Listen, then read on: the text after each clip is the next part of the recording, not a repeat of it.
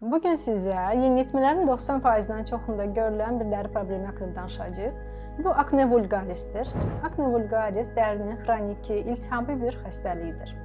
Yeniyetmə dövründə dəridə yağlanma artdığına görə akne vulgaris də şiddətlənmiş olur. Aknenin şiddəti ümumiyyətlə genetik faktordan və bəzi xarici faktorlardan asılıdır. Bugün sizə xüsusilə bəzi diqqət etməniz gərəkən olan nüansları vurğulamaq istəyirəm. Çünki gənclərimiz bəzi yanlışlara yol verir. Bunlardan ən birincisi dərini tez-tez yumaq. Dərini tez-tez yumaq olmaz. Çünki bu zaman dərinin baryer funksiyası, mikroflorası zədələnir və dəridəki xəstəlik daha da alevlənir. Dərini gündə 1, maksimum 2 dəfə dəri tipinə uyğun, yəni yağlanmanı azaldan, ancaq dərini qurutmayan bir yuyucu vasitə ilə yumaq lazımdır. İkinci vurğulamaq istədiyim, akneni qətiyyən sıxmaq olmaz. Çünki biz akneni sıxdığımız zaman oradakı iltihabi prosesi daha da dərinə itələmiş oluruq və akne izlərinin yaranmasına şərait yaradırıq. Yəni toxunmaq, qopartmaq, sıxmaq qətiyyən olmaz.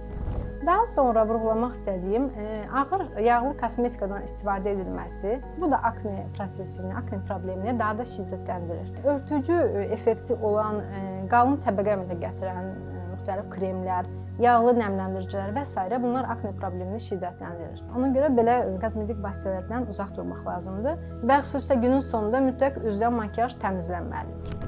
Daha sonra vurğulamaq istədiyim, bəzi aşındırıcı, aqressiv təsirli maddələr vardır ki, məsələn, sirkə, soda və s.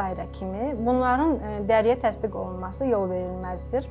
Çünki belə maddələr dəridə həssaslıq, qıcıqlanma yaradır və ekzemaya qədər gətirib çıxara bilir. Belə maddələri dəridən uzaq tutmaq lazımdır.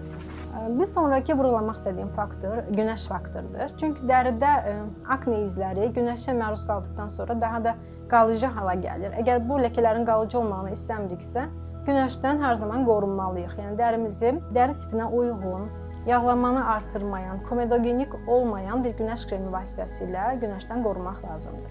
Ən son vurğulamaq istədiyim isə və ən çox gördüyümüz problem müalicə alan gənclərin biraz səbirsiz olmasıdır. Yəni müalicəni başladıqdan sonra ən az bir neçə həftə gözləmək lazımdır ki, müalicənin effektini görək. Bəzən səbirsizlik edib müalicəni yarımçıq kəsə bilirlər və s. müdaxilə edə bilirlər. Bu zamanda istədiyimiz nəticə alınmır.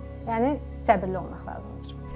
Akne müalicə tələb edən bir xəstəlikdir. Çünki nə qədər yeniyetmə yaşında bunun görülməsi normal olsa da, müdaxilə etmədiyimiz zaman, yüngül müalicə ilə kontrol altına almadığımız zaman izlər əmələ gəlir və akne olduğu müddətdə bu gənclərin psixologiyasına olduqca mənfi təsir edir, özgüvəni aşağı salır, sosial fobiya və s. kimi, depressiya kimi hallara gətirib çıxara bilər. Buna görə də mütləq mütəxəssisə müraciət edib, bu dəqiqəki vəziyyətinə uyğun bir müalicə ilə kontrol altına alınması tövsiyə olunur.